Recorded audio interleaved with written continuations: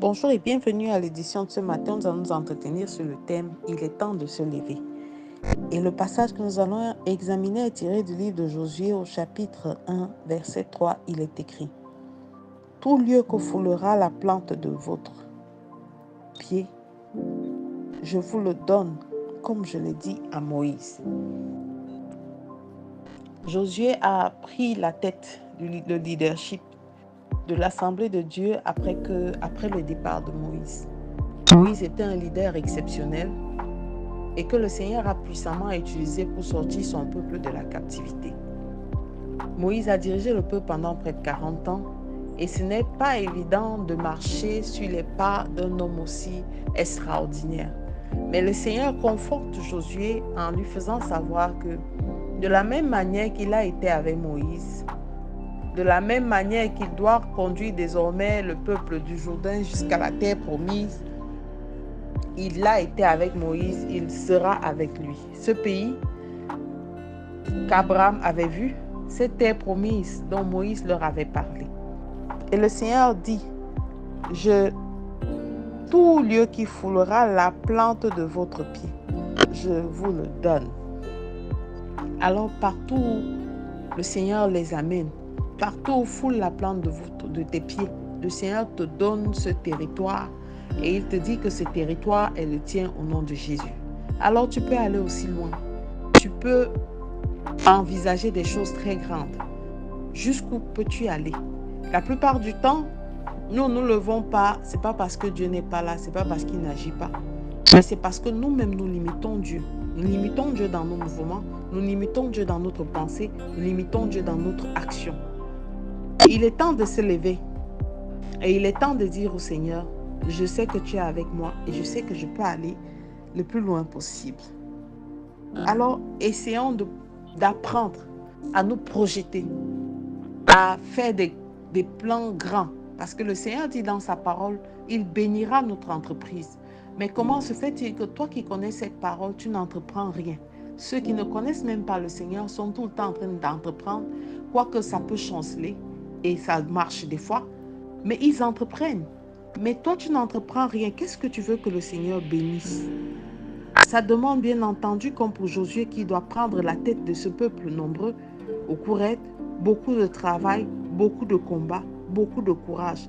Mais derrière se cache une récompense sans pareil parce que le Seigneur est avec toi et il combat pour toi les combats invisibles. Jusqu'où peux-tu aller? Jusqu'où t'es-tu déjà projeté? Et qu'as-tu mené comme action dans le sens de cette projection? Maintenant, il est temps que chacun s'interroge et se dise, maintenant nous sommes en train de finir l'année, qu'est-ce que j'ai fait? Qu'ai-je envisagé? Qu'est-ce qui a marché et qu'est-ce qui n'a pas marché? Je me suis donné quelles limites dans mes démarches pour l'évolution? Et à ce moment, il y a deux instructions qui doivent accompagner notre démarche. C'est que nous devons éviter de nous sous-estimer.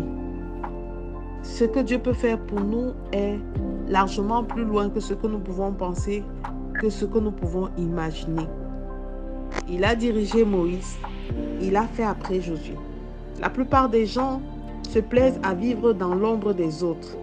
Josué aurait pu se plaire à dire, je vais vivre dans l'ombre de Moïse, mais non. Je suis un leader, je dois impacter. Et le Seigneur est venu le fortifier en lui disant, je ne veux pas que tu te complaises dans les limites, mais que tu étendes tes possibilités. La plupart du temps, nous vivons dans l'ombre des gens et nous voulons prendre pour eux, nous prenons plaisir à les imiter et à nous appuyer sur eux comme un socle. Bien aimé, chacun a sa vie, chacun a ses objectifs, chacun a une vision devant le Seigneur et Dieu s'attend à faire quelque chose de particulier avec chacun. Ce n'est pas à dire que nous devons arrêter de regarder les autres comme exemple, non. Mais nous devons nous servir d'eux comme exemple pour pouvoir nous projeter dans notre propre univers, vers nos propres visions, vers les attentes que le Seigneur a pour nous. Et en second, nous devons mettre en accord nos attentes avec la gloire de Dieu. Les plans de Dieu pour nous sont parfaits et il a pour nous toutes les ressources. Maintenant, est-ce que nos attentes glorifient le nom de Dieu ou pas? Est-ce que les promesses de Dieu restent intactes face à tout ce que nous voulons? Est-ce qu'il est là? Est-ce qu'il nous guide encore? Il faut prendre ce temps d'arrêt et demander au Saint-Esprit, Seigneur, où est-ce que je vais? Dirige-moi. L'Éternel est plein de ressources. Et s'il dispose pour un X, il disposera pour un Y. Alors cesse de faire une fixation sur les prouesses des autres et dis-toi qu'avec toi, Dieu fera de grandes choses.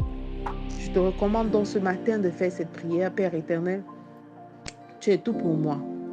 Je me soumets entièrement à toi, Père éternel, et je veux que tu brises les limites temporelles, psychologiques et physiques que je me suis imposées, afin d'entrer réellement dans la destinée glorieuse à laquelle tu m'as appelé. Au nom de Jésus-Christ, nous avons prié. Amen, amen, amen.